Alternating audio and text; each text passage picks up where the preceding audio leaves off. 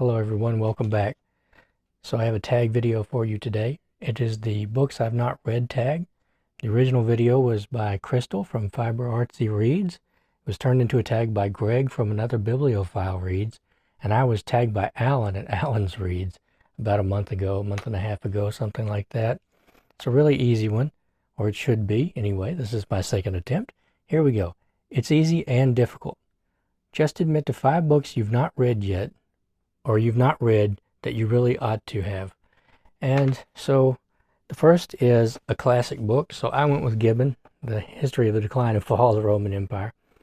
And I started this about 2 years ago, and I read 23 chapters of this. And I got really annoyed by having to flip back to the back of the book to get to the footnotes. There are lots and lots and lots of footnotes in Gibbon, sometimes 70, 80 in one chapter. And that really frustrated me. And I made a video about it very early on after I started my channel. And it's been getting views pretty steadily for that entire period. It seems to have tapered off now, and that's fine. But I really need to get back to reading The Decline and Fall because it's very lively. Gibbon is very readable. It's published around the time of the American Revolution, but it doesn't feel aged. Gibbon is very, I don't even know how to explain it. You just have to try Gibbon. And very lively, very good. And I just need to finish this. I need to go online or something and order a set of these books with the footnotes in the place they belong at the foot of the book and get back to reading Gibbon because it is very enjoyable. Second is a fiction book. I've had this for a long time. This is Run Silent, Run Deep by Edward L. Beach. And he was a submarine captain in the Second World War. I know he was an executive officer for quite some time also. And after he got out, later on, he started writing novels. He was still captain of a sub.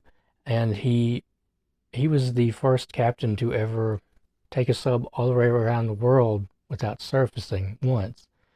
And I have a book of his that he wrote, one of his memoirs is right up here that he signed, not to me, but that's just kind of neat. It's kind of interesting because you can see, you imagine in your head like, okay, well, I have this book that he held in his hand, and then that's the same hand that he shook hands with Harry Truman, and so on and so on. It's just kind of interesting to think that way, I guess. It doesn't really matter.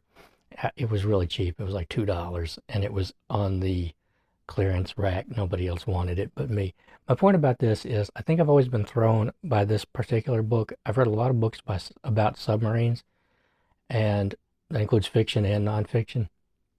What annoys me about this one is you open it up, and the first thing it says is that this book is a recording. So this book is supposed to be a recording of this captain talking into a recorder. And it's really hard for me to buy the idea that he gave all this detail in a recording, right? Sitting at a table. Jumping from person to person, I find that a little bit hard. I think I'm going to have to just forget that sheet there exists and just move on and just read it like a regular story, I think, someday. I've had that for 15 years. That's my second copy. I got rid of the first. The third is a nonfiction book. So this I've really looked forward to this one, and I'm sure it's been in the background of a couple of my videos when I was sitting over there. It is Parting the Waters, America in the King Years by Taylor Branch. This is a history of the civil rights movement, and I guess really focusing on Martin Luther King. And one of the main reasons that I have not read this is, first of all, it's really big. That would be fine. Okay, but it is part of a series. It is actually a trilogy. And so that's a lot of reading, right? And I know that if I got into this, I would really enjoy it. But it's just kind of daunting. I mean, that's a lot of reading. mean, I know I've just been talking about reading Gibbon, but Taylor Branch is a complete unknown to me. I've never read anything by Taylor Branch. I think that I did. I read some kind of short nonfiction by Taylor Branch, but I've never read. I mean, I know I should just start with the one, just start with this one, and just not even think about these other ones. And if this one is good enough, I will just move on to these others. So you have Parting the Waters. You have Pillar of Fire, which I like this cover. This cover is um, just a big picture. I like that. And at Canaan's Edge, I suppose. I don't really know how to pronounce that word there. And it just overwhelms me. There's so much there, right? And so much of it is going to be very sad and depressing and unpleasant to read. And yeah, but I really would like to get to, I just need to read the first one and not even think about the other two. Just go into the first one, and if I like it, I'll just go through it. And right, it's just, you kind of have to cut yourself off from the hours and hours and hours and hours you're going to be reading, or that I know that I am going to be reading, and try to focus on the journey, I suppose. Sometimes that's hard for me to do, and I think that's one of the reasons I have lots of big books now that I haven't read, is because sometimes I get rather caught up in, it's not like I want to read X amount of books in a year, or I want to read X amount of pages in a year. It's that sometimes when I start a really long book, and it does take me days and days and days to get through it, I feel like I'm not making any progress, and that can be kind of demoralizing for me. Okay, number 4 is a genre book. So I went with Joe Haldeman's The Forever War in this. That was a cat sneeze. He is over here, and he has been pawing at me. Come on, say hello. Okay, you have made your appearance today. And anyway, so I have never read The Forever War. I've read some short fiction by Joe Haldeman. I know that this is his book.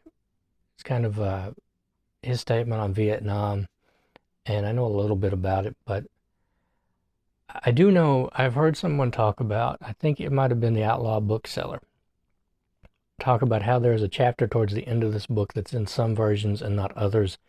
And I don't know whether this book has that chapter. I can't even remember what the deal with that chapter is. I should go back and watch a video about that. Yeah, but that is, I could have went with lots and lots of genre books, though. I was thinking about maybe Death on the Nile by Agatha Christie, or The Moat in God's Eye by Jerry Pournelle and Larry Niven, or Dune. I've shown Dune before, so I didn't want to show Dune this time, but I have lots of genre fiction, lots of the big books in genre fiction that I just haven't read, and I think that may be because I'm afraid that they'll be underwhelming. You hear so much about certain books over the years, and a fear kind of develops within me that I don't want to like read a big book like Dune and then have it fall flat for me, right? Or something like that. Whereas if I don't read it, I can always go, yeah, Dune, I'll read that someday. I don't know. Do other people feel that way? Number 5 is the book owned for the longest time but not read yet. So I actually have 2 answers for this. And one of the books I have had since I was in 3rd grade. So since I was 8, just about. That would have been around 2001, 2002. It came to me, I think that my great aunt brought it home from work, and it had a bunch of books in it. I don't even remember what now, but it had John Gardner's Grendel in it, which I read not long after I got it. It was the first like adult book I ever read. And or that I remember reading anyway. I probably tried to read others before that, but Grendel was the first one I ever finished. Um, it had a short story collection of Ernest Hemingway, The Snows of Kilimanjaro, and it had The Crucible by Arthur Miller. So I've had this book for 25 years, this exact copy of this book for 25 years, and I've never read it. I did see the movie with Daniel Day-Lewis and Winona Ryder, but I've never read this, and I keep telling myself I'm just not particularly interested in the Puritans and the Salem witch trials. I mean, I know this was really Arthur Miller's statement on the McCarthy era. And the other book that came in that box was a copy of Paradise Lost by John Milton. And it was not this edition, and it wasn't a Norton edition that I remember, but it was an edition like this with notes and essays and that sort of thing, a critical edition, I suppose. But I don't remember which it was. I think it was one of those really big paperbacks from the 60s. And yeah, so I've just always been meaning to read Paradise Lost. It's poetry, and poetry kind of frightens me, particularly this sort of poetry where it's just very dense. But one of the things about kind of dense poetry like that is that it's a little bit easier to actually follow as far as like the plot goes, as far as the story goes. And so perhaps I will wind up reading this one of these days. And I think that is it. I think that is the entirety of the tag here. So I finally got through it. And I want to thank everyone involved in this, everyone who had a hand in creating this tag, this video, and Alan for tagging me.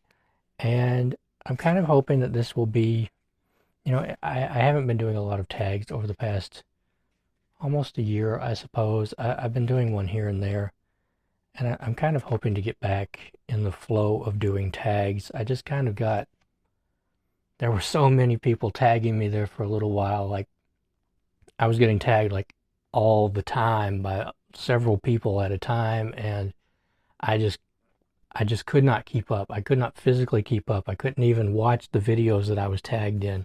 I didn't have the time, and it really overwhelmed me, and I got behind on doing videos about books, and so I just could not keep up with the tags.